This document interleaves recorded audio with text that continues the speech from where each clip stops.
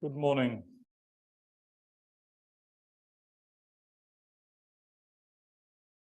Okay.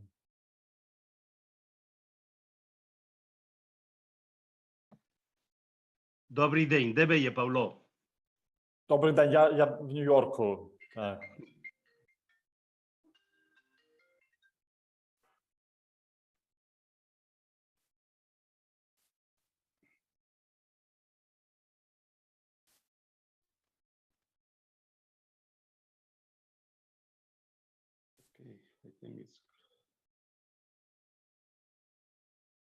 Інститут екуменічних студій Українського католицького університету у співпраці із фондом Конрада Аденауера за підтримки Євангелічної церкви Німеччини та участі Екуменічного інституту католицького університету в Парижі запрошують до участі у міжнародному суспільному форумі. З 3 по 7 жовтня 15-й екуменічний соціальний тиждень «Мандрівна ідентичність. Осмислення сенсів та цінностей». Війна в Україні ставить перед нами важливі питання: хто ми, куди ми йдемо, у що ми віримо, якою мовою ми спілкуємося, яка наша культурна, національна, релігійна, політична ідентичність. Під час 15-го екуменічного соціального тижня за участі науковців, експертів, журналістів, духовенства ми обговоримо різноманітні аспекти ідентичності людини, нації, громади, особливості її становлення та переосмислення. Реєстрація та деталі на сайті esweek.org.ua. Форум відбувається у гібридному форматі.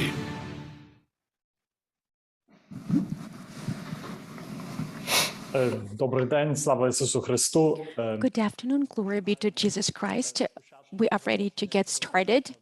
First of all, I would like to make an announcement about simultaneous interpretation. If you want to listen to our panel discussion in Ukrainian, please pick the Ukrainian channel. You should be able to find a globe symbol at the bottom of the screen. Please select English from the menu interpretation on the Zoom panel. Я хотів би від імені Інституту екуменічних студій On behalf of the Institute of Ecumenical Studies of the Ukrainian Catholic University and on behalf of our partners, Konrad Adenauer Stiftung, I would like to welcome all of you at our today's panel discussion. It's taking place in a hybrid format, so we have a physical venue, which is the UCU Philosophy and Theology faculty, and we also have this Zoom webinar. The title of this panel discussion is National and Religious Identity under the Circumstances of the War. The war has significantly impacted our national and religious identity. We can see some of the consequences around the linguistic issue. A lot of Russian-speaking Ukrainians have shifted to the Ukrainian language, but we can also see some changes in the religious domain. The Ukrainian Orthodox Church separated from the Moscow Patriarchate. So the war has been a watershed moment and a turning point for our national and religious identity. Therefore, the centerpiece of our Ecumenical Social Week is wandering identity. This topic is particularly relevant in the conditions of the ongoing war.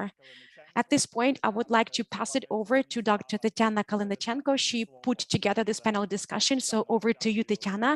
Tetyana is going to moderate our panel discussion, and Tetyana will introduce our panelists.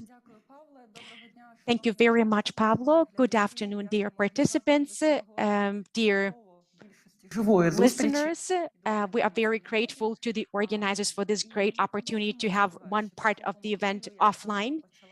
And I really hope that within this panel discussion, we will continue the topics raised at the previous panel discussion. So the focus will be on identity.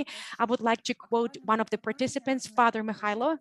He said, it's not really about when the war is over, it's more about who we are going to be after the war. And I would even reframe it for our panel discussion, who we are already. It's trendy and fashionable to talk about identity now, and there's been a lot of talk about identity, but the devil is in detail. So we need to have a better understanding of what the essence of identity is, what it can look like. And I really hope that during the next 2 hours, we will have a great opportunity to do that. It's a pleasure of mine to give the floor to Professor José Casanova. He's Senior Fellow and Professor Emeritus at Georgetown University from the USA. And just a reminder that we have simultaneous interpretation. I would like to ask Dr. Casanova to elaborate on the issue that was raised at the previous panel discussion. So there will be an international look on identity and its changes. So what can Ukraine offer the world now? You've been studying Ukraine for a long time, and you've been observing long-lasting changes in our identity, including religious identity. So what can you say about how this identity has already changed, and what should Ukraine understand, and what should others understand by dint of Ukraine? Thank you. Good afternoon. Thank you very much for this opportunity to make my statement. It's a pleasure of mine to be participating in this discussion. The question is whether I can speak English. It'll be easier for me. Thank you very much. Буде попросту легше і краще, щоб мої думки були. It's just better if I speak English, then I will be able to more clearly articulate my thoughts. And religious identity. First, how are they related? Are they one and the same?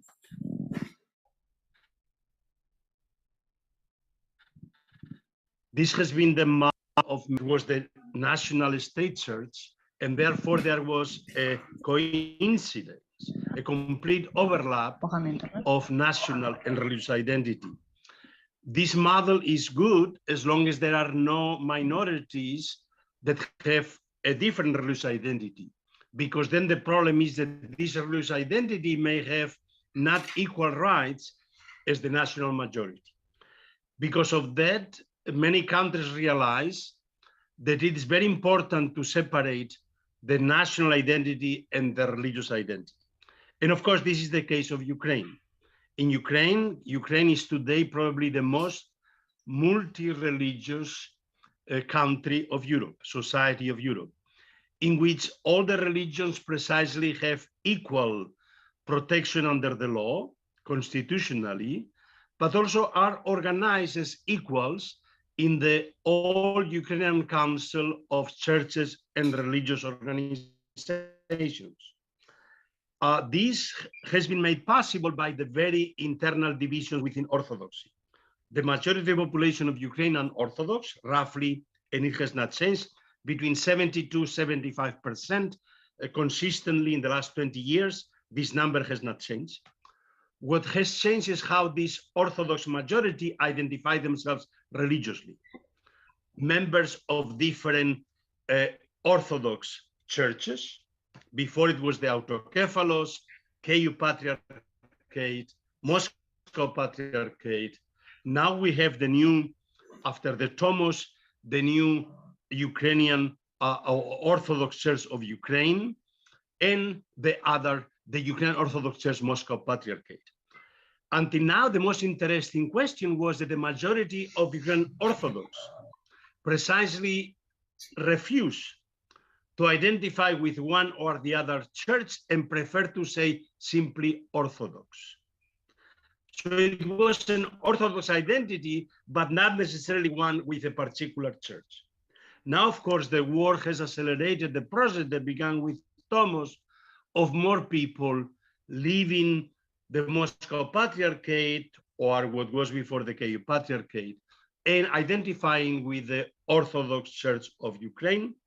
And since the war, of course, after the Moscow Patriarchate Church, the Ukrainian Orthodox Church Moscow Patriarchate, at least informally, because formally, legally, constitutionally, or canonically, there has been no break with Moscow. They have only asserted their independence and their autonomy from Moscow, but Moscow has not recognized it, and so now there is a situation of uncertainty.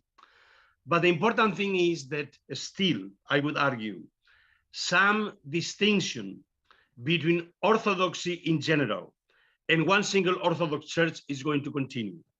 And I would say this is actually good for Ukrainian religious pluralism and for Ukrainian democracy. A union of the two Orthodox churches, the Moscow Patriarchate and Orthodox Church of Ukraine, today probably is not possible yet. And it will need a process of trust and reconciliation before it can happen in a way which is good for everybody, for the churches, for the country. And so the question is, how can one have multiple, even competing religious identities while unifying under one Ukrainian national identity? Again, national identity not in the sense of ethnic, but in the sense of political citizenship, because the Ukrainian nationality is not an ethnic nation, those who only speak the Ukrainian language, but includes Jews and Muslims, Tatars, and Armenians, and Poles, and different understandings of what does it mean to be also even ethnically or linguistically Ukrainian. So it is this pluralism, which is actually the richness of Ukrainian democracy. This is very positive for Ukrainian democracy and for building a pluralist society in Ukraine, even in the midst of war. War, of course, demands unification of wills to precisely together fight the enemy. And this is happening very clearly. Very clearly, Ukrainians today at the level of political identity and citizenship are more united than ever. At the same time, fortunately until now, this unity has happened not at the expense of undermining the internal ethnic, linguistic, and religious pluralism within Ukraine. And it's very important that Ukraine remains a multilingual, multi-religious, multi-ethnic society, because this is what gives it its strength to withstand precisely the Russian threat, but also to integrate itself into a democratic European Union. So in this respect, I think from the outside, I would say the best hope for a strong political nationality in Ukraine is precisely the protection of the internal religious and linguistic pluralism, the protection of minorities, if you wish, that there is not a majority that imposes its identity upon the rest. We are, of course, in the Ukrainian Greek Catholic University, and it is very important for Ukrainian Greek Catholics that there is not simply an Orthodox, one single Orthodox church that becomes a state church, because then the Greek Catholics are in a situation which kind of minority is this one. Now, Ukrainian Greek Catholics, of course, have the advantage of being unquestionable, very patriotic and very nationalistic Ukrainian. So there is no doubt about being Ukrainian patriotic nationalist and being a Greek Catholic. But for other religious minorities, Protestants, Jews, Muslims, Armenians, this may be an important question. So for the sake of maintaining the fantastic, unique harmony that has been manifested in the last 30 years in Ukraine among all religious communities, that became so obvious during Maidan, when all the religious communities were there supporting Ukrainian civil society, praying in their own religious traditions, but all together. And we see this happening also in the front with all the different chaplains of the different religions also working together for the spiritual well-being of all the soldiers fighting in the war, and being able to, if you wish, pray together and also celebrate funeral rites together.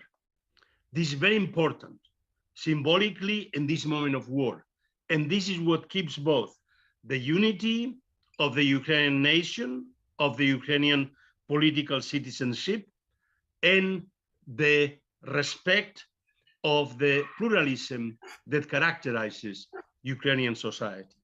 I hope that this will remain so, and this is the best, I would say, path for both internal ecumenism within Ukrainian society, but also for ecumenism of all Ukrainian religions with the other religions around the globe. We see how important this is precisely as Religions for Peace and other groups plan visits, public prayers for peace in Ukraine. So the argument would be that this is a path for the future that will support this religious pluralism. Is not an impediment to have a very strong national political identity as Ukrainian citizens without, however, trying to homogenize ethnically, linguistically, religious the entire population. With this, I will stop now, and we can participate in the conversation later. Дякуємо, пане професоре, за ваші думки. Thank you very much, Professor, for your inputs, for your thoughts. Thank you for maintaining the line of democracy of the religious community. And thank you for having reminded us that pluralism is a solid foundation for everyone to co-live and not just coexist. But I think that this distinction between national and religious identity, but not from an ethnic perspective, is something that we're just beginning to comprehend. Because if we have a look at the global and international narratives, then national is often associated with the ethos. Not only the Orthodox community is important here and illustrative from the perspective of answering critical questions, but also the Protestant community, the Protestant environment. In February, right before the Russian full-scale invasion of Ukraine, we had one Dyatlyk initiative, the inter-Protestant dialogue. I would like to respond to the previous panel discussion. This dialogue is possible, it's already unraveling, but so far this dialogue is not public, and there are just sporadic steps that are being made. And these are the questions that I would like to ask to our next speaker. So what is happening within the Protestant environment? Could you tell us more, not only about the changes within the evangelical environment, but to what extent these changes reflect the generic trends and changes in the Ukrainian society? How can Protestant churches offer not only humanitarian and social aid, because this is something that Roman Solovey referenced in the previous panel discussion, but how can the Protestant church be the voice and the ears of the church? It's a great pleasure of mine to give the floor to Mr. Taras Dyatlyk, Vice-Rector for Development and International Cooperation at the Eastern European Institute of Theology, Regional Director of Eastern Europe and Central Asia at Overseas Council United World Mission. The participant would like to know when he can ask his questions. When we are done with all the speakers, we should have more than enough time. Unfortunately, I cannot hear what this participant is saying because he's not using a microphone. We have a specific format for our panel discussion. So now each and every speaker of the panel discussion will have about 15 minutes. But will I have an opportunity to ask a question to Professor? You will have that opportunity. No worries there. Taras, over to you. A big thank you to the organizers for this multiple voices. I wanted to use the word symphony, but I guess it's not really a smart word to be used considering the current circumstances. I mean, we have the symphony within the Russian Orthodox Church. So thank you for these multiple voices. Thank you for this great opportunity to share our thoughts, questions, and even our doubts, because we do have some doubts and hesitations around certain issues. I would like to share a number of statements in this regard. These are the issues that I'm concerned about. And this is something that I hear from many clergy people, because I have a lot of acquaintances in the educational, evangelical, and religious communities, both within Ukraine and beyond. So these are the issues that we are concerned about. And the Russian aggression against Ukraine that commenced on the 24th of February 2022 surfaced all these questions, and we're still trying to find the answers. Dr. Roman Solovey made some points about that during the previous roundtable discussion. If you are interested, you can watch the video recording later. My first statement is as follows. We can talk profusely about our identity. We can recount multiple stories of our identity, but this identity manifests itself when we find ourselves in a crisis situation. And only then can we find out what we are ready to do for the sake of others, not for the sake of ourselves, but for the sake of others. And this is the essence of our identity. Identity as citizens of Ukraine, identity as a nation, identity as Christians. So what are we ready to do for the sake of others? The rest is just about thoughts and words, but real identity manifests itself when we have to answer this question. I experienced this crisis of identity in the past. I'm still experiencing it because I was engaged in helping evacuate people from the occupied territories. We have a lot of Ukrainians in the Russian Federation, and under such circumstances, you need to answer the question of who you are, and what you're ready to do to save other people. So where am I ready to even lose some part of myself to help others continue living? This is something that helped me personally better understand, because in the past, I thought that my identity had some strengths, but it turned out that those were just robust protection mechanisms. The second statement, the crisis that we are experiencing right now is about explicit and implicit identity. I'm talking about both national, civic identity and also religious identity.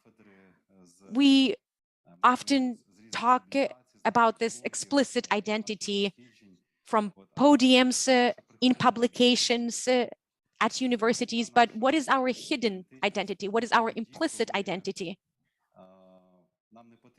What is our identity when we don't have to explain anything to anyone? Who are we deeply inside? And here I would like to raise one issue. I believe that right now, we don't really understand the difference between the Christian community and the church. So this is a profound crisis that we are experiencing. The Christian community is often utilized as a tool of violence. This is something that we can see in Russia. The Christian community and those people that are supportive of the imperial ideology and narratives become tools of political and military violence. But what is the church as a community of hope? Can we make our hidden identity explicit? Can we weather through this crisis? Roman Solovey said that we need to walk through this garden and we need to experience these existential fears. My third statement, where do I see this national and religious crisis? Within our evangelical community, it's a matter of common sense. It might sound banal, but common sense, resistance against non-human narratives and ideology, the capacity to discern the phenomenon of the evil, who are the carriers of the evil, and it's also a matter of critical thinking. Is it something that we foster within our local churches, seminaries, and universities? Do we promote critical thinking? I hear from a lot of people, you know what, there's a war raging on in Ukraine, so it's not the right time to do that. But what if this war continues for another 30 years? When is the right time to raise some issues of the future? So we cannot really just say, shut down, we have this war raging on, and it's not the right time to look into the future. So once again, it's a matter of common sense. Vyacheslav Kabansky, my friend, says there's no spiritual health without common sense. So if we want to have self-awareness, we need to have some common sense. God gave us a lucid mind, and I'm not trying to discriminate against people with disabilities, including intellectual disabilities. But when we appeal to the church, we need to ask ourselves, what is our common sense? Where is this element of self-awareness? My fourth statement, this is the last but one, is as follows. Are we experiencing a crisis of identity or identity in crisis? So in English, I would put it this way. Is it an identity crisis or identity in crisis? And can we differentiate between the two? Is our identity deconstructed and we need to reassemble it? Or maybe we still understand who we are. We are Ukrainian people, and this identity of ours is experiencing a crisis. It's looking for affirmations. And depending on how we answer this question, we will see different approaches. So are we still in search of identity? Maybe as a Ukrainian nation, as a Ukrainian people, we're still looking for this identity, or maybe we already have it. So we know clearly who we are, and this identity is just in crisis, and we need to adjust certain things. My last statement is about what the potential solutions might be. I'm engaged in the development of the theological educational systems. There are 6 basic or fundamental issues where I would like to see dialogue between civil society and the church. I'm not talking just about Christian community, I'm talking about the church as a community of hope, but not the church as an entity subjecting others and humanity to violence. So the church should be a community of hope. And the first fundamental issue for our theological programs and for our dialogue with civil society is as follows. Can we state that we are pursuing shared interests as the state, as the nation, as the church? So can we talk about shared interests? Where are the borders of these shared interests? Is it like Western Ukraine and the west of Ukraine? Are these 2 different notions, like Eastern Ukraine, the east of Ukraine, Ukraine and Slavic countries, Ukraine, Poland, the Baltic countries, Central Europe? So where are these borders? Where should we be looking for these shared interests, and where do these shared interests end? The second fundamental issues with such theology programs should be about understanding our distinct features and peculiarities. Are we ready to teach public theology, practical theology, for example? Are we ready not to be afraid of talking about ideology, political values, distinct features of diverse national and religious groups? Because we should protect our identity not by hushing people down, but by helping people understand who they are. We should push people towards dialogue, because it is in the dialogue that people can understand their identity. The third fundamental idea or proposal is about history. We should understand history as part and parcel of human history. A lot of you might have observed the battle between 2 Ukrainian historians around the history of Ukraine. Multiple acrimonious discussions were held, and the same holds true of our history. So these battles and debates can do harm to our church. This is something that did harm to the Russian Orthodox Church, and we can also see it in the Protestant communities. You know, some of them believe that they are unique. God created a human being, and there's only one Messiah calling, which is in Jesus Christ. And as soon as a specific nation tries to assume this role, this nation becomes the nation of violence. So what is the united history that we want to teach? The history of humankind, the history of church, differences, commonalities, implementation of shared interests. The fourth issue is about who we are.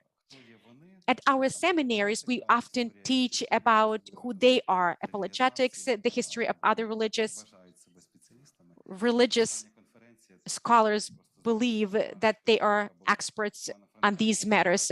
Recently, there was a conference in Ivano-Frankivsk, and it demonstrated that being a religious scholar and having a good understanding of theological issues are two different things. It's important for religious scholars to get immersed in the world of theology and not only in the world of religious studies. So we need to understand who we are, and this is something that we can see in Jesus Christ. In the Old Testament, Jesus said, I, but then he said, we, and then later God started saying we, because it has two essences, two natures.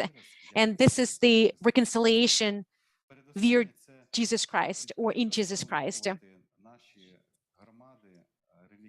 Another issue is that we need to encourage our communities, philosophical, theological, religious communities, to talk about politics. We cannot just escape politics. Those Christian communities, pastors and priests that say that they are beyond politics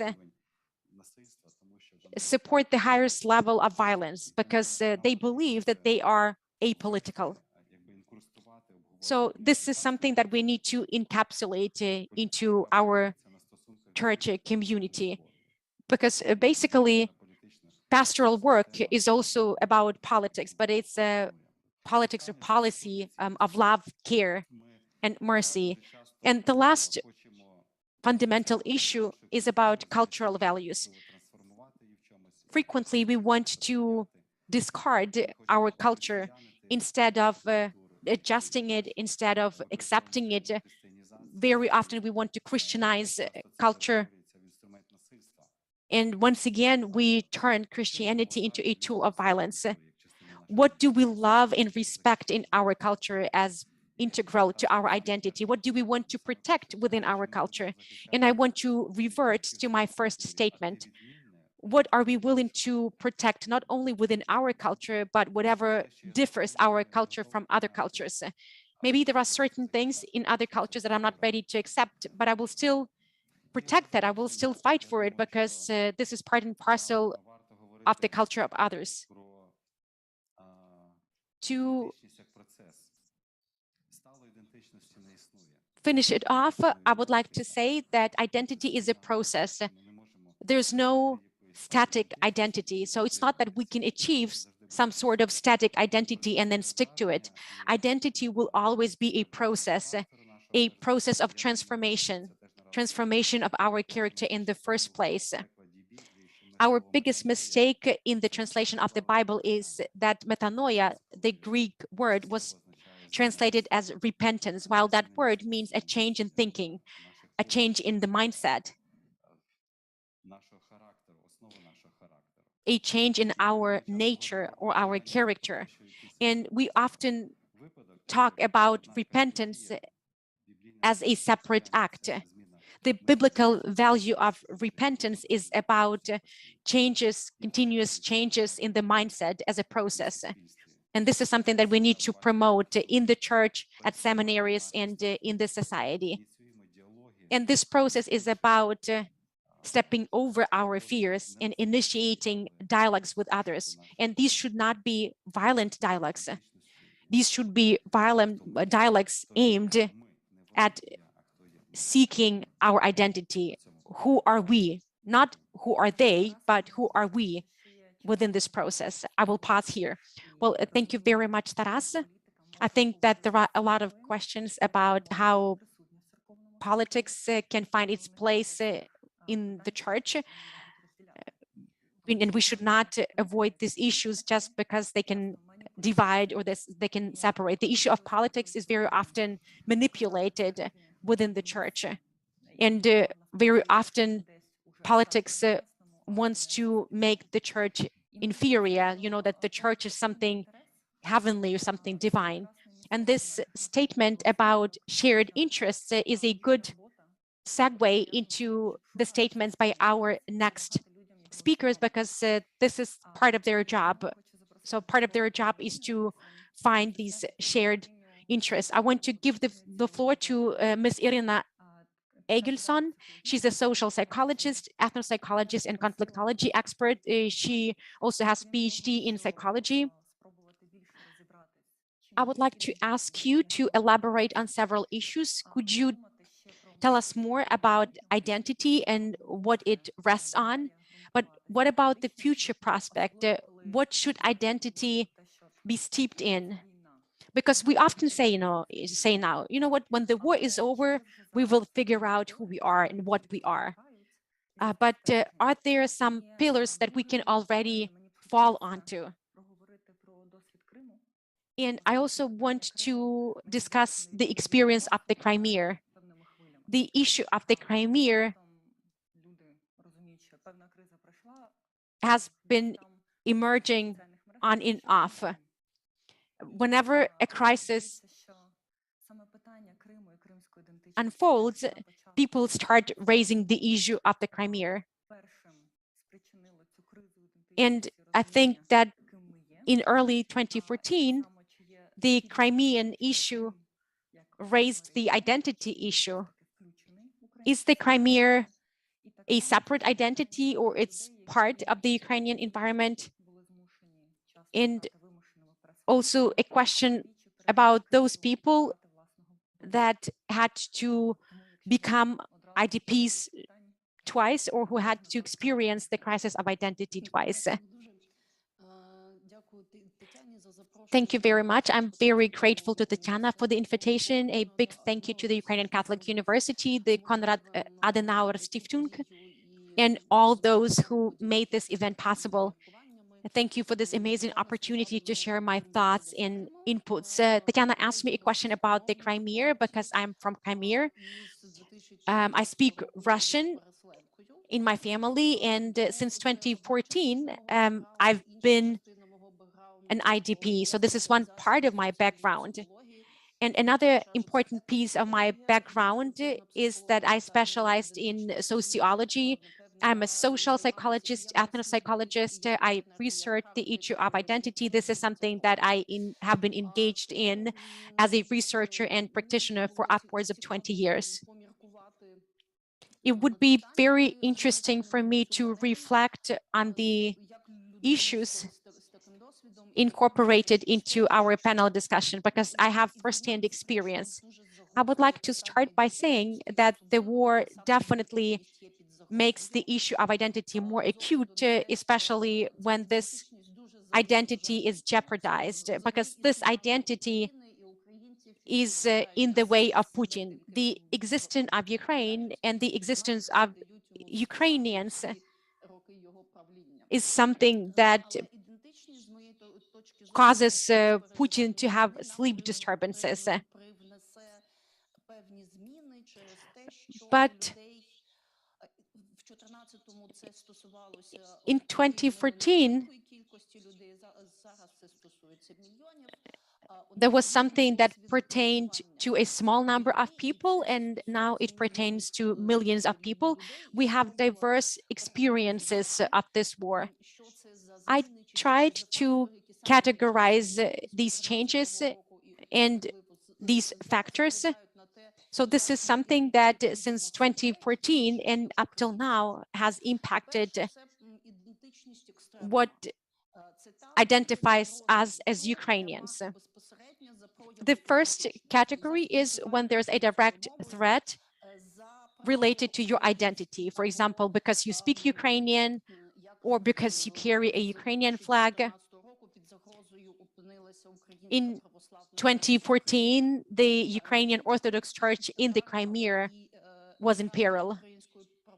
And it was not only about the Crimean Tatars and the faithful of the Ukrainian Orthodox Church in the Crimea. The Ukrainian priests were under threat as well. So this is a point of extreme when you can be killed, you can be incarcerated, or you can be tortured for your identity.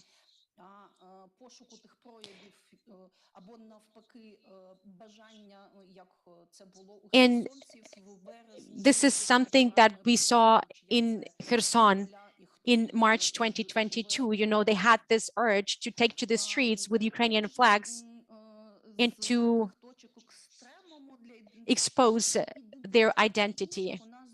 There's another point of extreme here. In 2014 and now we can see some behavioral manifestations that did not really exist before as markers of identity. This is the readiness to pay the price of your life. I'm talking about those that joined the ranks of the army, the territorial defense force, and for a lot of us, this is the manifestation of the extreme form of Ukrainian identity. And it's not about the language, it's not about religion, it's not about traditions or culture. This is my land. I'm adamant to defend it. Jews, the Orthodox, Muslims, Greek Catholics, people affiliated with different ethnic groups, all these people are united by their readiness to pay the price of their lives. And this is a marker that did not exist before 2014.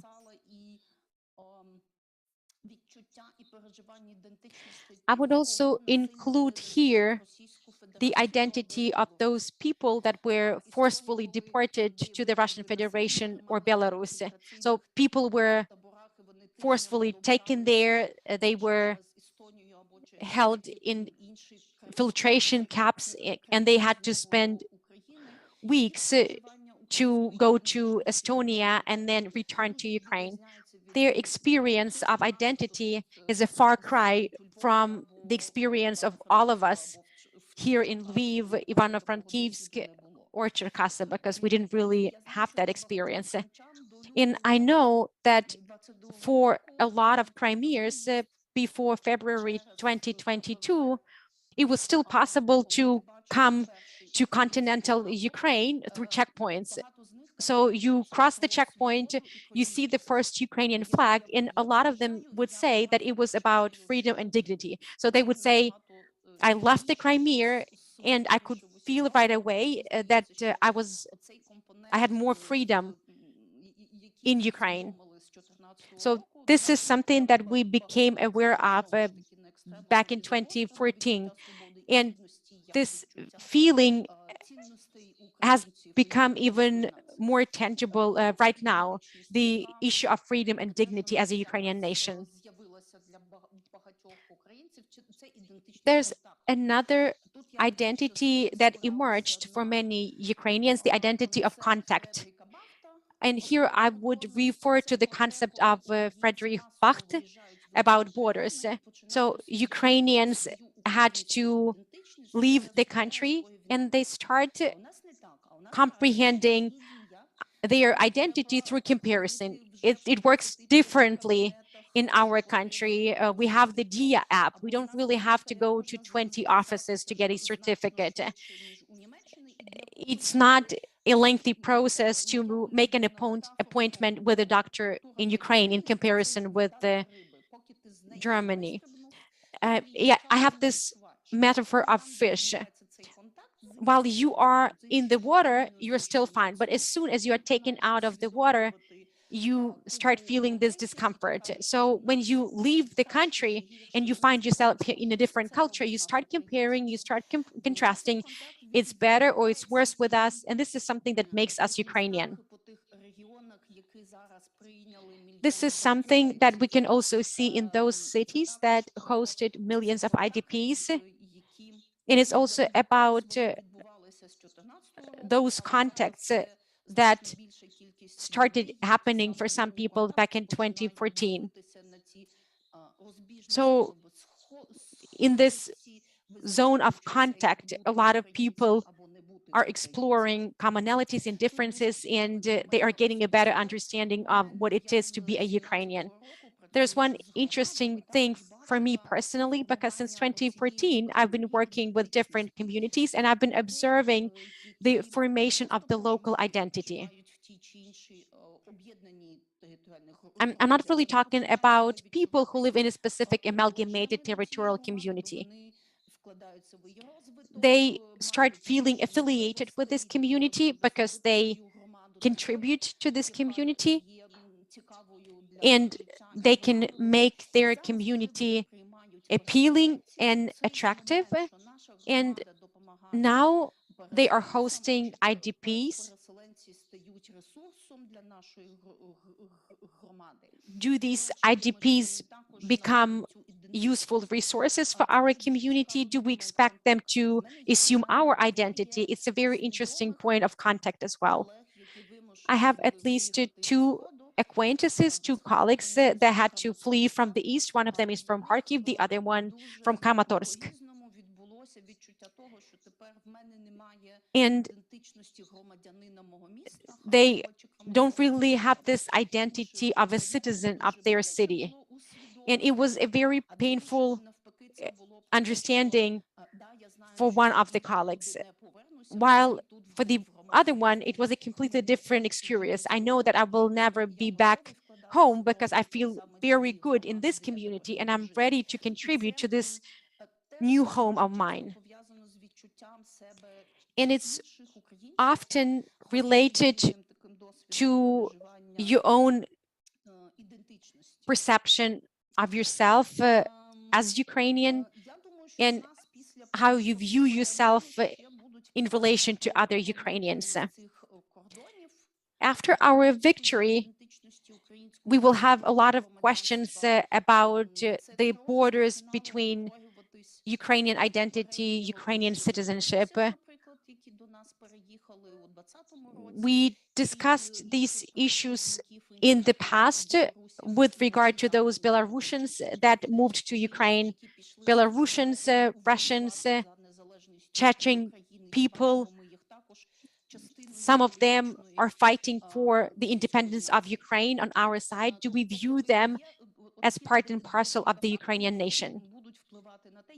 So as you can see, there's a number of factors that will have an impact on how we think of ourselves, because we are Ukrainians with different war experiences. As regards the future, I like the Ukrainian formula of sustainability formulated by Volodymyr Lopatsy from the National Sustainability and Cohesion Platform. He identified 5 elements of our sustainability or our resilience. And this is something that was demonstrated by the Ukrainian civil society since day one of the war. Self-organization is the first element. This is something that Taras alluded to in his statements, and you, Tetyana, also asked a question about that. Different people started joining hands without waiting for someone from the outside to tell them or give them something. So they self-organized to help with evacuation, IDPs, etc., self-defense, and territorial defense force. We had a lot of people who were ready to join the ranks of the Territorial Defense Force. Dialogue is also one of the components of this national resilience. And by dint of dialogue, we can hear one another and we can define shared interests, recovery. This recovery pertains to even the most minor things, like, for example, planting flowers in Bucha, Irpin, Kharkiv, and in other affected cities. So our war is about life. For all of us, it's important not to just be Ukrainians, but we want to have a decent life. We want to have a life that will help our country develop and prosper. And I really hope that in the future, these components will be incorporated into our Ukrainian identity. We are the ones who were capable to do that. We are the ones that appreciate self-organization, dialogue, and capacity for self-recovery. Thank you for that. Well, I think that we can see some fascinating examples of self-recovery. There are some supports that we can rest upon. And whenever a crisis is over, we know that there are still multiple tasks ahead of us. And this is something that helps us extricate ourselves from confusion. And this is something that we can see while working with communities. That said, we often see and hear that identity is based more on who I'm not. And now I want to give the floor to our last panelist, Ms. Olena Kopina. She's a sociologist and a dialogue facilitator. She's the coordinator of the initiative entitled Laboratory of Peaceful Solutions. Could you present the experience of Kharkiv? So we have Kyiv, Rivne, the Crimea, and now Kharkiv. So we have this great opportunity to find out more about diverse regional identities. So can you voice some thoughts related to regional identity, what it is grounded in, and how we can work with it? Greetings, everyone. A big thank you to the organizers and participants of this enthralling and pertinent event. To be frank, the topic of wandering identity got me interested. In 2014, I held a dialogue in Kharkiv entitled The Identity of Kharkiv. This is something that I will veer back to later in my statements. But if you allow me, I would like to outline the framework for my statements first, because I will try to elucidate my understanding of identity, how I explored it back in 2011 and also now after the full-scale invasion. Whenever I talk about identity at dialects within communities, I always refer to Alice in the Wonderland. You remember that Alice found herself in this rabbit hole, and then she bumped into a blue caterpillar, and the caterpillar asked, "Who are you?" And then Elisa did not get lost. She said, I don't really know. I experienced multiple transformations. And Alice was fortunate to bump into a blue caterpillar, not Mr. Putin. But the question posed by this creature answers the most important issue of identity. Who am I, or what am I? Within my research, I always rely on the definition of identity offered by Daniel Shapira. He is a famous negotiator and an expert in dispute settlement. And he says that our identity is what defines our inner being, our essence.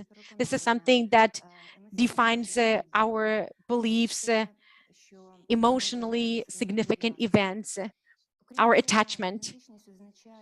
Besides, identity, as it has already been mentioned several times, is about who we are not. It's about how we converse with others, how we communicate with other social groups, other people.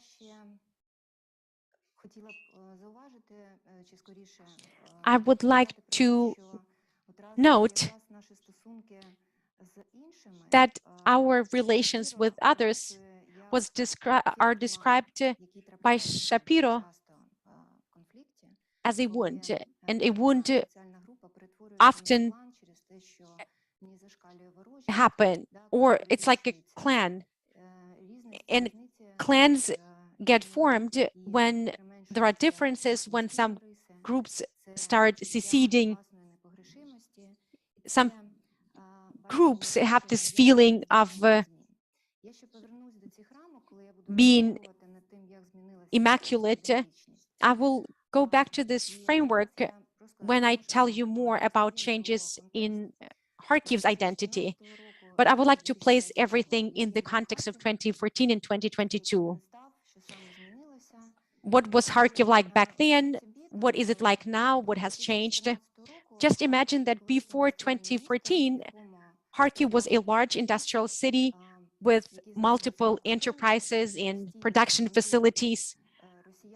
Kharkiv is located close to the border, and the Russians would often come to Kharkiv to buy things on their largest open-air marketplace, or to have their teeth fixed, or to have their hair cut. So basically, the city of Kharkiv was a cultural and educational hub.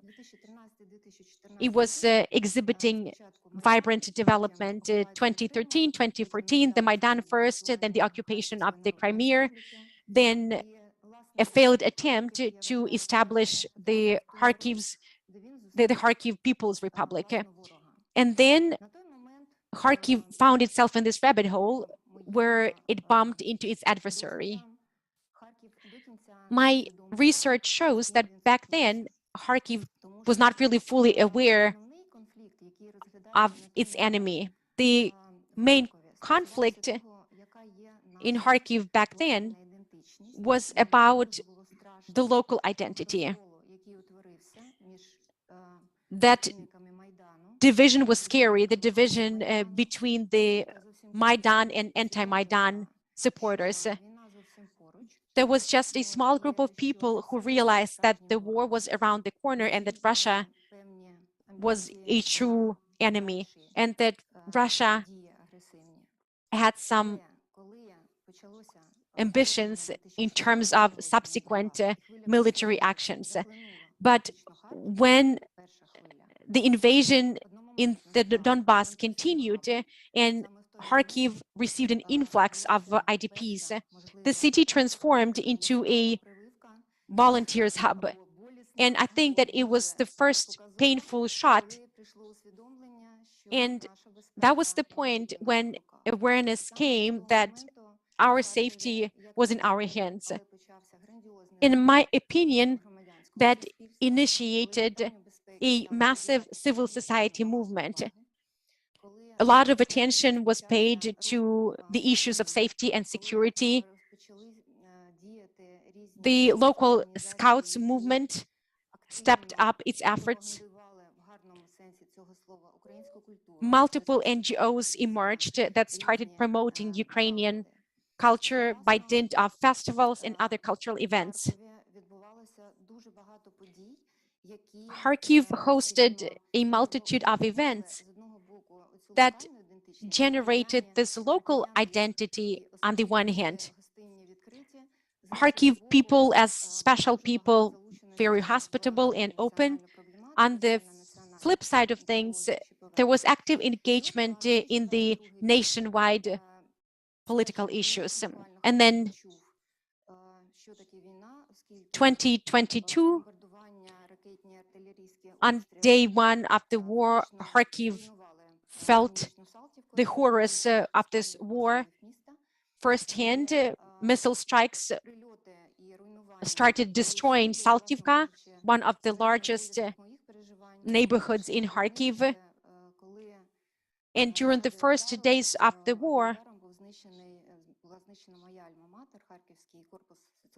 my alma mater, the sociology department building of the Kharkiv National University, was decimated. That was an extremely painful and harrowing experience for me. But even though about 70% of the population were evacuated, Kharkiv continues living. So I compare the identities of 2014 and the identities of 2022. I'm talking about the identities of Kharkiv. So what are my observations? In 2014, when we conducted a dialogue on the topic of Kharkiv identity, people would say that Kharkiv is a very hospitable city. It's a city that aspires to prosperity and development. It's a city that has always been an intersection of different pathways and routes, and people know how to negotiate and how to reach consensus. Back then, most conflicts pertained to reform implementation. So there were some discussions and debates about local reforms, police reform, tax reform. And there were some rituals of ordinary peaceful life. So people wake up, they go shopping, they go out and entertain. And everyone was certain that Kharkiv was a European city, that Kharkiv was Europe. And the infrastructural development of the city was a testimony to that. It was a progressive, prospering city with a vibrant education. And then let's have a look at 2022. The main belief in Kharkiv right now is that we will win. Kharkiv is Ukraine. One of the most important beliefs in Kharkiv is also that we are Ukrainians. Kharkiv is made of concrete and steel. We are Ukrainians, regardless of the language that we speak. We have some new rituals. A minute of silence at 9 o'clock in the morning. Some people have this minute of silence throughout the day. People continuously have to follow the news to find out what was hit. And there's another ritual, donations for the needs of Ukraine's armed forces.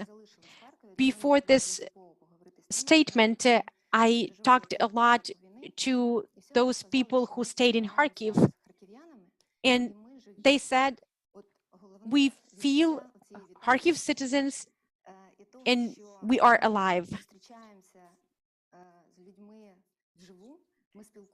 And people do everything possible to meet live, to talk about things, and they try not to postpone things because they're not really sure that this tomorrow will come. And this is something that characterizes Kharkiv as a city that, against all odds, is not merely surviving, it's prospering. I mean, they continue planting flowers there. About 1.5 weeks ago, I was in Kharkiv, my home, and I could see destroyed buildings in the central part of the city being reconstructed. It's comforting, it's touching, and it's also inspirational. But there are some hostile or clan-based signs or manifestations of Kharkiv identity. There are sporadic attempts of discerning oneself from the others and use it as a basis for local identity. But I think that it's a trend that unites all Ukrainians, hostile attitude towards the Russians and everything Russian. One of the recent examples, Pushkin's monument was sprinkled with red paint, or there are a lot of debates on Facebook about the protest by Alla Pugačova, for example. So these are small ticks that we can also mention.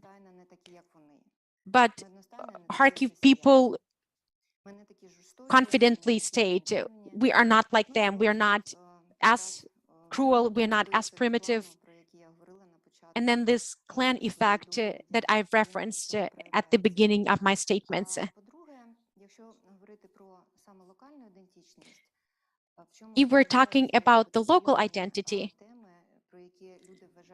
what are some of the taboos that people believe should not be discussed right now, but still we cannot really ignore them? In the discourse, we can see the comparison of different groups. So there are attempts to establish this sort of hierarchy of contributions.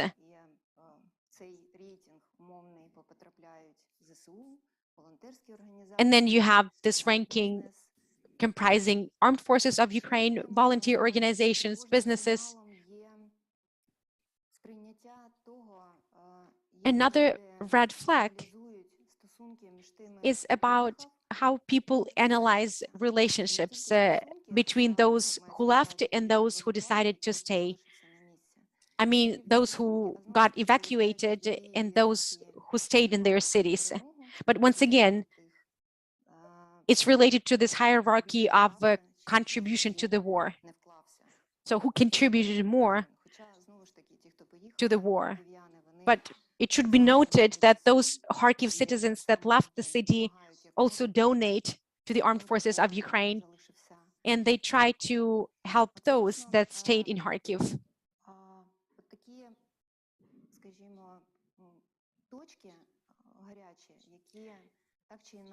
These are the red flags that are already present. And I think that this is something that will continue being relevant even after the war, which means that we need to pay more attention to these issues.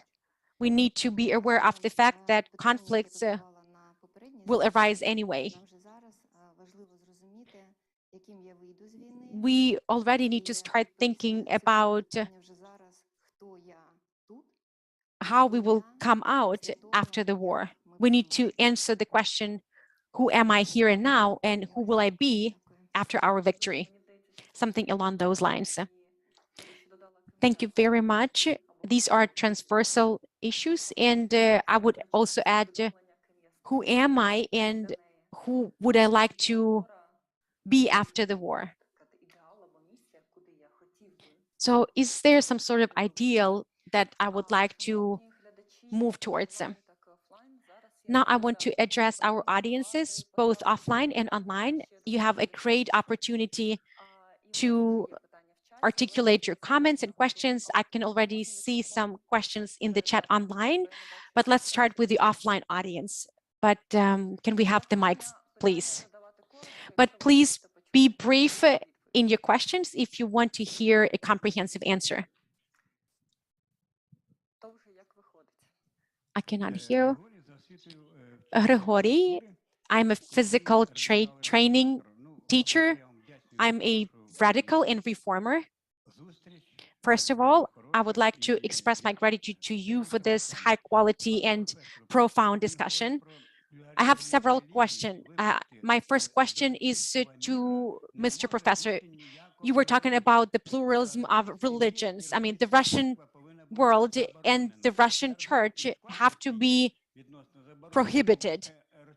Well, I do understand that there are some challenges there, but the Russian church and its leadership are supportive of the Russian aggression.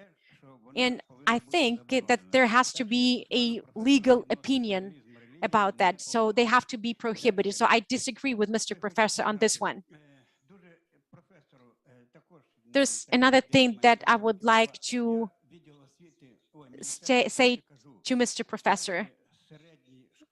Our secondary schools and high schools should study not the history of Christianity, but the history of world religions. And then we could have these discussions about differences between Christianity and Islam, Islam and Japanese faith. So that would definitely facilitate dialogue between different religious denominations. Ukrainian education does not really contain enough knowledge about Ukrainian, European, and global culture. So our students don't really know that much about global European culture and Ukrainian culture for that matter. I really liked the speech by another panelist. You were talking about church and politics. As per constitution, church and the state are separated. And even Jesus Christ said that I'm not from this world, I'm from the heavenly world. And so he did not support the idea of revolt against the power of Rome. Do you know what he was executed for? He was executed because he said that it was possible to find God only via him. And the Jews were not happy about that. And that's why they crucified him. I'm very grateful to all of you, but since I am a physical training teacher, I'm really angry with our higher education. Why don't you come to us? Why don't you come to secondary schools? Well, let me finish my thought. So you teach at universities, but you're not there in schools.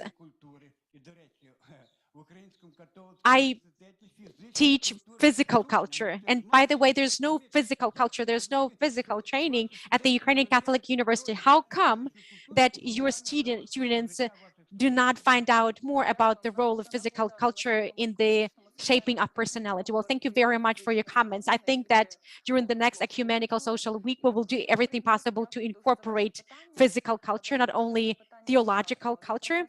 And I would also like to add one question from the chat from Professor Vasiliadis. It's a question to all the panelists, but I guess Professor Casanova and Taras will start. Ukraine is a unique example where different churches are represented. Those churches that present different streams of Christianity, Eastern and Western. So how can we open a new era of ecumenical meetings? And especially after the Russian invasion in Ukraine, with the blessing of ROC that developed her religious identity in opposition to Western Christianity.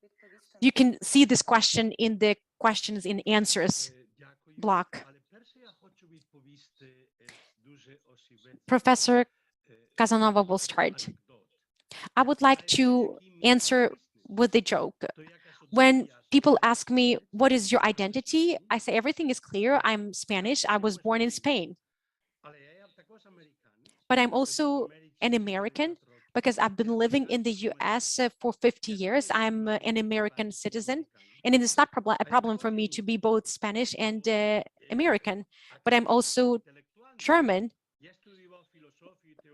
I studied philosophy and theology in Austria in the German language, and I have a German way of thinking. So whenever I'm in the German-speaking world, I feel at home. So I'm also a German. But where's your heart?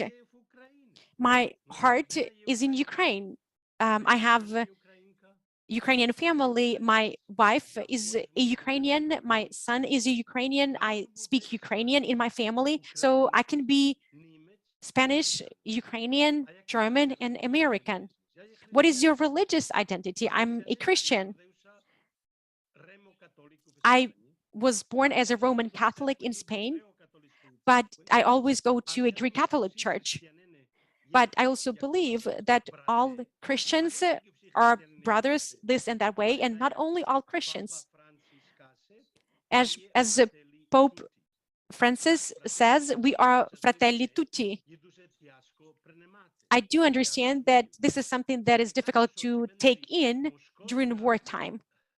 Російська церква не повинна мати роль в Україні, то правда. I fully agree that the Russian Orthodox Church should not have a role in Ukraine.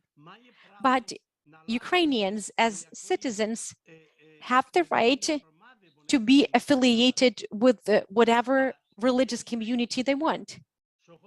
There are Ukrainians who want to be part of this church, the former church of Moscow Patriarchy. Definitely this church will be transformed. The French and the Germans were at war for 70 years. Franco-Prussian War until World War II. Fabinapomis. The French and German Catholics, I mean, they were the first ones to have said that the war has to end. The French Catholics during wartime said, we want to reconcile with you, the Germans, even though you attacked us. We want to live with you like with brothers. And that gave the beginning to the European Union. This unity between the French and the Germans.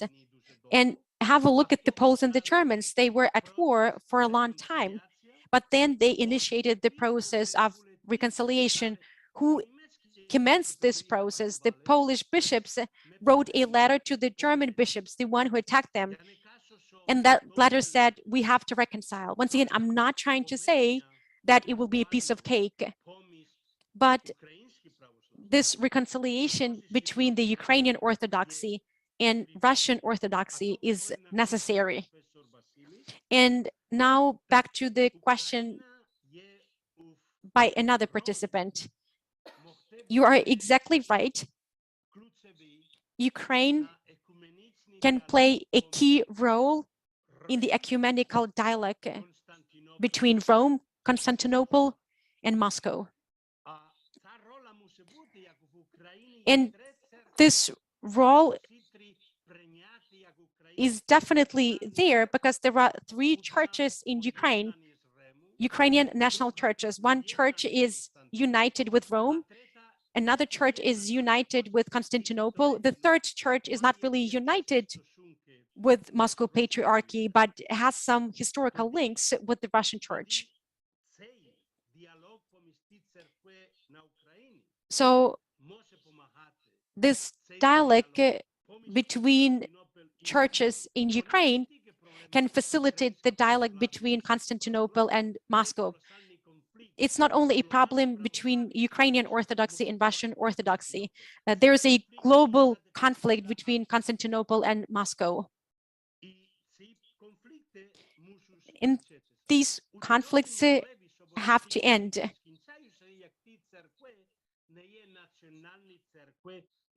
These conflicts might end when these churches are not national churches, not state churches. They are the churches of free Christians. They are the churches of believers, and they can coexist like until now in Ukraine. All religious groups have been living together in the spirit of dialogue in Ukraine until now. Thank you, Professor. And now I want to give the floor to Taras Dyatlyk. You can try and answer all these questions at once. As regards the church and politics, I worked in the area of developing theological education in Eastern and Central Europe, and I often interacted with educators and theologians.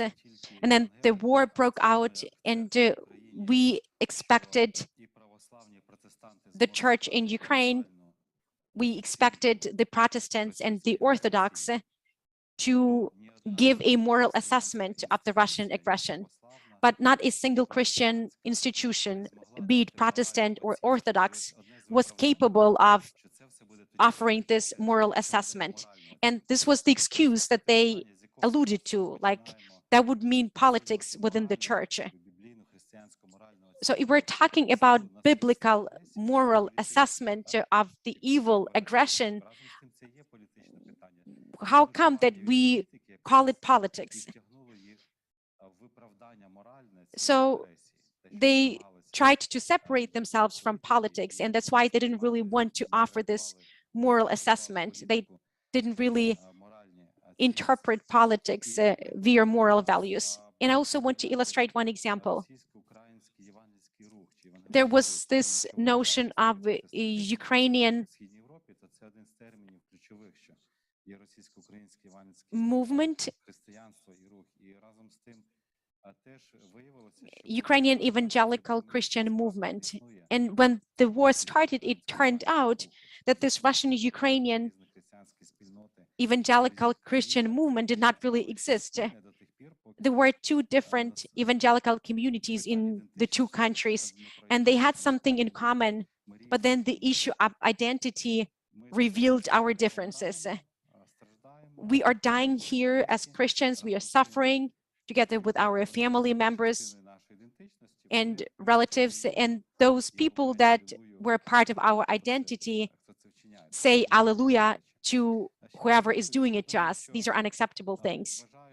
There's another answer that I want to contribute with. I don't really want to use the word blame or fault, but the big problem of the Western Christian community is as follows. I did my studies in Belgium. And how do we teach world Christianity globally? This teaching was based on the imperial narratives of the church, and a lot of staff members had no clue where Ukraine is and what kind of churches we have in Ukraine. So my point is that the churches in Ukraine, Moldova, and in some other smaller countries were not really included into the history of the world Christianity. Let me articulate some other comments in response to your questions. I think that we need to review the terminology that we've been using so far with regard to identity. We still use the word or the phrase post-Soviet space, or like Central Asia. Who coined this term and who singled out these countries in Central Asia, even though the locals do not really think of themselves as Central Asia? Why do we call Christians the majority world? Why do we create these imperial borders within our Christian community? And this is something that Olena referenced, that we have this hierarchy of identities. Someone is superior, someone is inferior. I guess I will pause here for now. So these are just some of the initial responses to the questions. I would like to ask a follow-up question. Why don't we have church unity?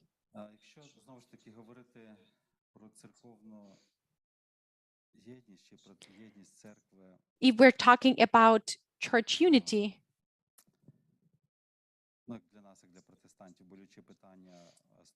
for us, the Protestants, it's a sore issue from the perspective of this myth, the Russian-Ukrainian evangelical movement.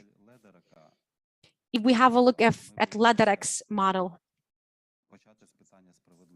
we are afraid of starting with the issue of justice. At the same time, when we read the gospel contains a narrative of God's justice. And even when God forgives our sins and takes us to the heavenly kingdom, at the same time, the gospel still contains whatever people did to Jesus Christ and to God. This is part of God's justice. And then we rethink that in our relationship with God. But what we as humans did to God remains part of the story. So I believe that since our church is divided by ideologies, we need to start with justice. So justice should become part and parcel of the narrative. Unless we do that, we will not be able to process the issues of the truth, mercy, and reconciliation. Reconciliation is possible not when we win. Reconciliation is possible when animosity is not there, when hostility is not there. So this is the essence of reconciliation. A victory is just temporary reconciliation, but then another force might emerge and some new dividing processes might crop up. Well, we often hear that reconciliation is this taboo topic nowadays. This is something that we silence because we are focused more on the situation unraveling now. I have one comment on that, but maybe Irina wants to say something. As a lay person that is not affiliated with any church or religious denomination, I would like to answer the question about unity, if I may. The example of unity from the perspective of a citizen is important for me. In the summertime, we worked in one community and we had some people at our event and they told us that they didn't really have a system of announcing air raid alerts. They reached agreement between local churches. So all the local churches to agreed on this system of bells, and church bells were used to announce air raid alerts. For any citizen, it was important that the churches performed this function of safety and security during wartime. And this is something that nurtured and supported the members of this community. And I also want to say a couple of words about our school education system. Let me refer to the course of neighborhood culture. We are gradually replicating this integrated course. And one of components there pertains to traditions and culture.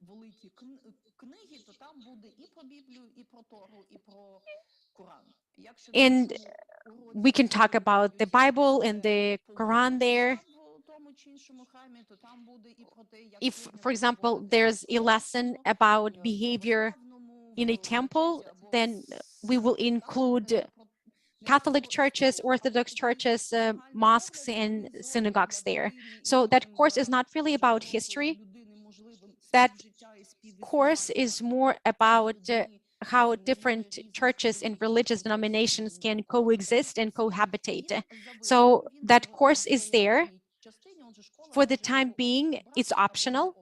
So it's up to schools to select it or not. So this is something that we can also offer for schools. Taras, back to you. Taras is busy making copious notes. Well, maybe some of my colleagues and pastors will take it as heresy. But if you think about it, it's not really heresy. There are some issues that became even more relevant for me since the outbreak of the war, what it means to be a human being, because we talk a lot about what it means to be a Christian, a Baptist, an Orthodox, a Catholic, but what does it mean to be a human being? God created a human being. God didn't create a Christian. God created a human being in his image, a creative being, a thinking being, a beautiful being with passion for life, with passion for love. So God created a human being as a beautiful creature in all meanings of this word. And when we can see a crisis, a conflict between God and a human being, Jesus Christ comes as a human being, and he lived a life of a human being. And this is something that we need to rethink. When we want to convert all people into Christians, I mean, we know who a Christian is: Protestant, Baptist, Pentecostal. But during wartime, in times of a crisis, maybe we need to first and foremost understand what it means to be a human being. I would be very interested in checking that course. We need to learn to live as people, and only then can we focus on being Christians, and then later as Ukrainians, with all due respect and love for Ukrainians. I mean, not only do we have Ukrainians in Ukraine, but we also have representatives of other races and ethnic groups. Being a human being is the fundamental issue of our crisis. And what is the answer of the church to this question? What do we say to ourselves, and what do we say to the Russians? Are there any other questions? But please speak in a microphone. My name is Eduardo. I am a postgraduate student at the Ukrainian Catholic University. I'm very grateful to other panelists. I have a question about Kharkiv. I have some friends in Kharkiv.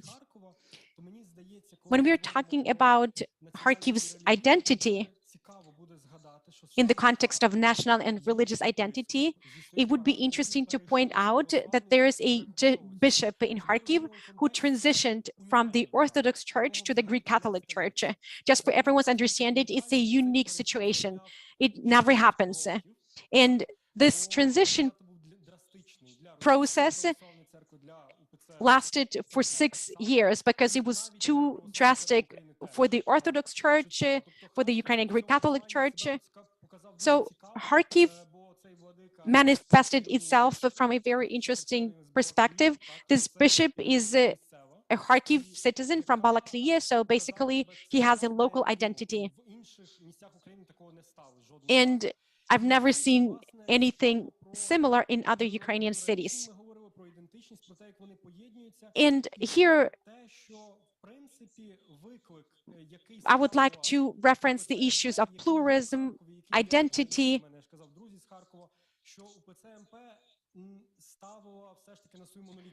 The Ukrainian Orthodox Church of Moscow Patriarchy placed emphasis on their monolithic nature because there was this council, so this is the only identity, and you will not really see this religious diversity there. So I think it will be interesting for Kharkiv citizens to understand that there is religious diversity in Ukraine, that this religious diversity is mounting. Unfortunately, I skipped one part of the discussion because I had to leave for some time.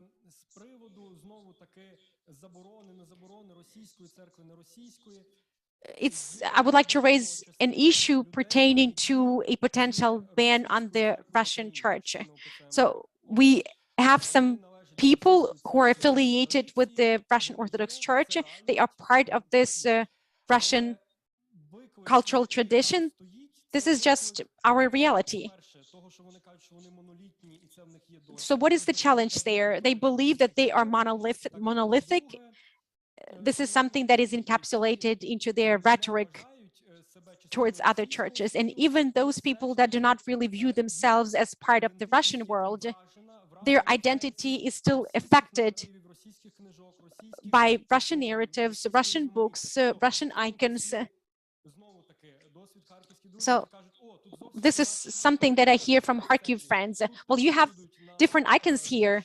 Well, these are local icons, like these are the icons that we have here in Lviv region. But if you go to another part of the country, you might see something different. So Kharkiv is still replete with Russian icons.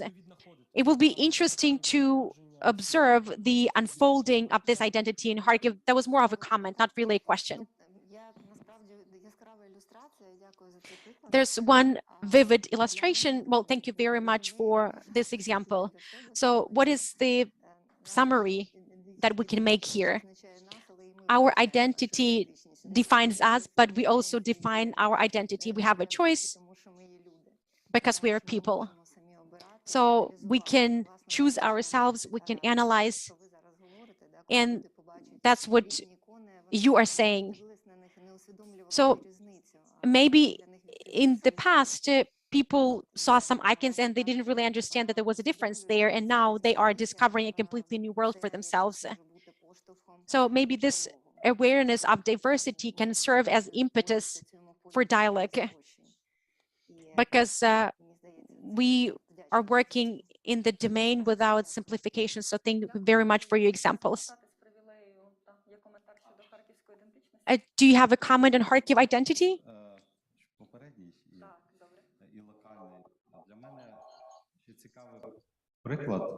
There's one interesting example.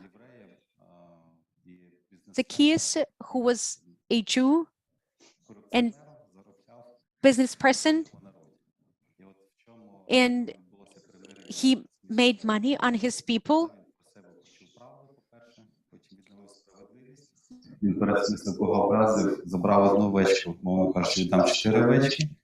Відбулося примирення, тому що він запросив до себе людей, він не ходив збирати, він запросив до себе, відкрився, так, от як прийняття, і тоді відбулося примирення, прийняття, тому що сам Христос приходить, і люди, і він, і вони сідають за столом, і відбувається. I'm really sorry. Unfortunately, there's a very strong echo, and it's difficult for me to hear what Taras is saying because one participant is not muted.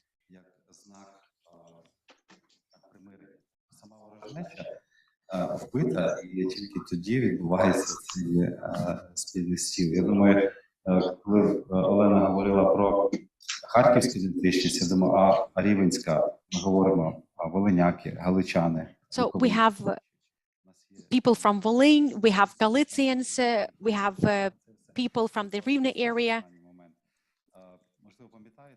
You might remember that about 2 months ago, one person came to a currency exchange point. He wanted to rob that place, and the owner was shot down. And then this story emerged on the first pages. You know, like you have these ADPs now, and the crime rate will go up and things like that. But then it turned out that it was a police guy from Lviv. So there are some regional peculiarities that we need to challenge. Thank you very much. Well, I'm not really sure whether Professor Casanova is still here, but I would like to give 2-3 minutes to each speaker. So I have some questions to all of you. So what are the shared interests between the church, the state, and society? Are there any shared interests? And if we transition to this hypothetical post-war period, what should happen? And what are some of the things that we need to start working on already now, so that when this time comes, we don't start thinking about that. We already have some ready-made and hard and fast thoughts, ideas, and answers. If Professor Casanova is here, he can start. So over to you, Professor Casanova. You know, there's an entire theory of the common good in the Catholic tradition. And this is what unites us. Politics, religion, society. So this is the common good. And we can cooperate and we can be united on the grounds of this common good.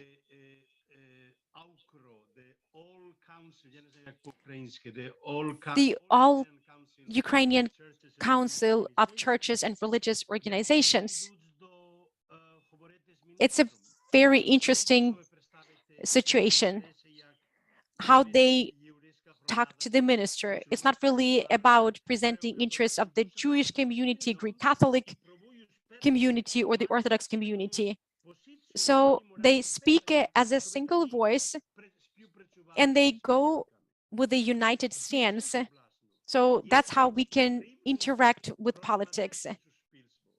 So we have this civil society,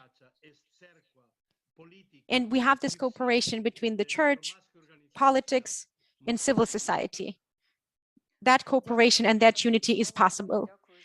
Thank you, Professor Casanova, and thank you for your Ukrainian statements. We thought that we would have a bilingual roundtable discussion, but it was mostly Ukrainian, so thank you very much for that. Olena, over to you.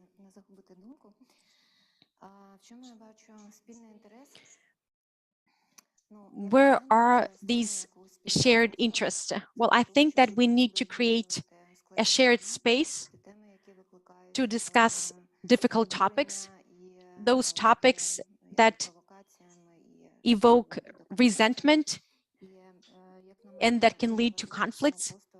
And in my view, it's very important to unpack normalizations, like these very generic concepts that we have in strategic plans about well-being, about trust, about common good. So we need to make these things more specific, and shared interest should be translated into shared actions, joint actions. So it's about agreement, what should be done. Once again, we need to do that to avoid hierarchies that I alluded to. I believe that in the past 8 years, we did something very important, because we don't really want to be accused of having rows all the time, because in fact, Ukrainians are proactive. They are united and cohesive when they face problems. So I believe that we need to join arms. We should not really just look for betrayal. And we also need to refer to our prior experience. It is all about mutual support. Taras?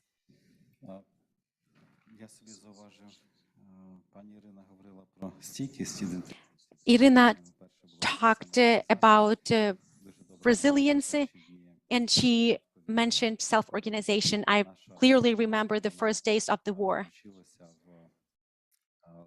when our team engaged in evacuation logistics, and the government joined those efforts much later, like in 1 month. And this self-organization grounded in humanity was amazing. So during evacuation efforts, it didn't really matter whether you were black or white, whether you were Christian or a Muslim, whether you represented LGBT or you espoused traditional family values. So all of those things fell by the wayside. It was all about the value of human life. So for me, this shared interest lies in continued rethinking of humanity in religious communities.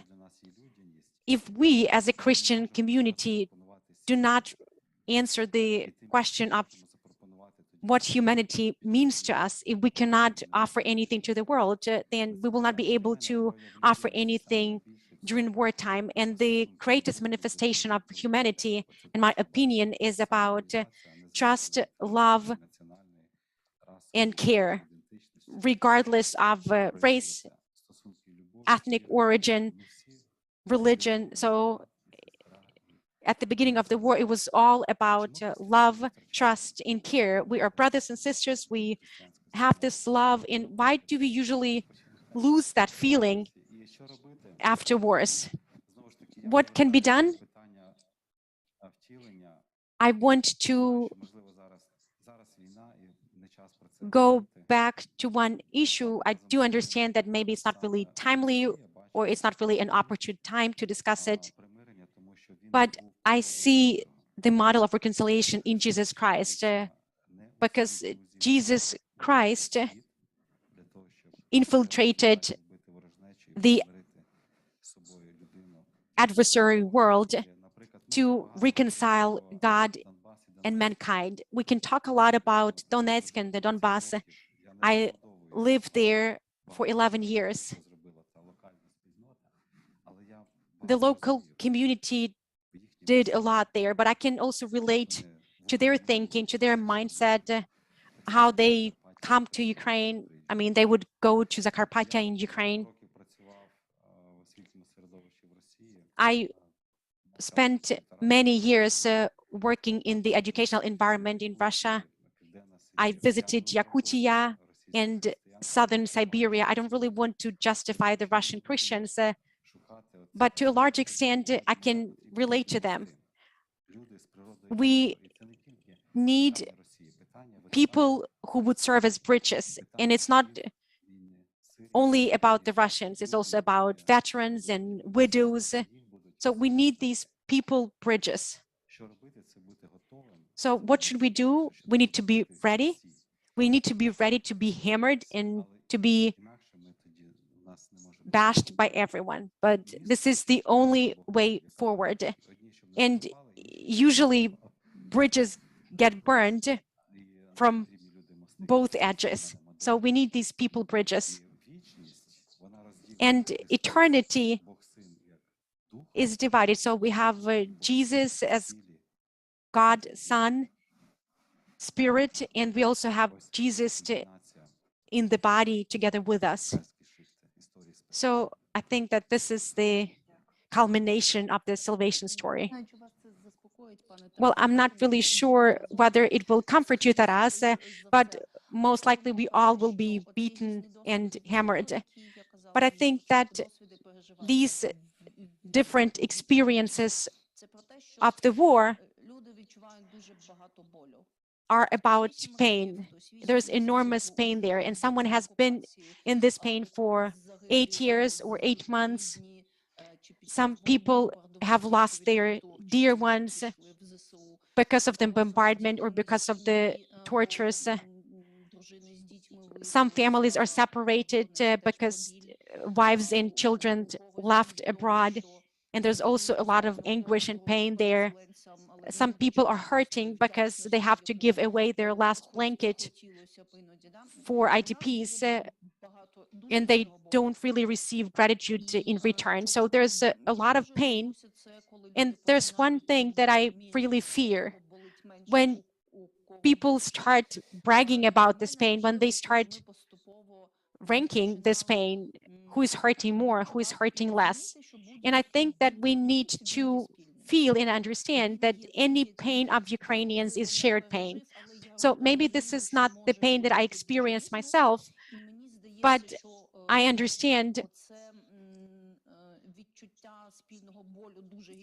that this pain can be different.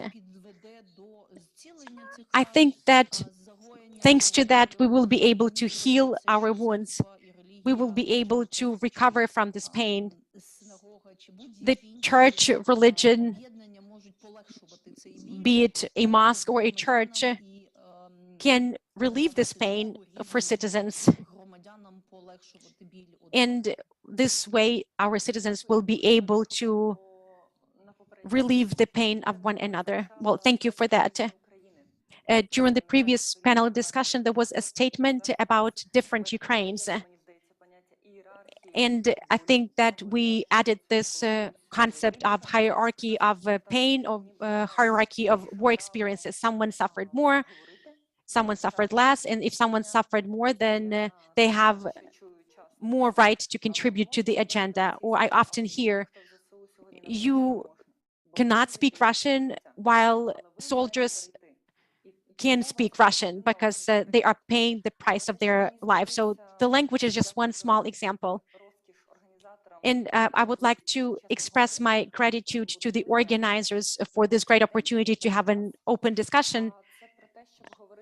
We might be hammered later. But identity is a process. It's a process of becoming human. And this is part of our job. It's about reorganization. It's about the restoration of people, rehumanization of people. And if in the process of discovering our identity, we rehumanize, then it's worth the effort, because it's all about understanding who we are and who we want to become. Thank you very much for your presence, both online and offline. And thank you very much for this amazing conversation.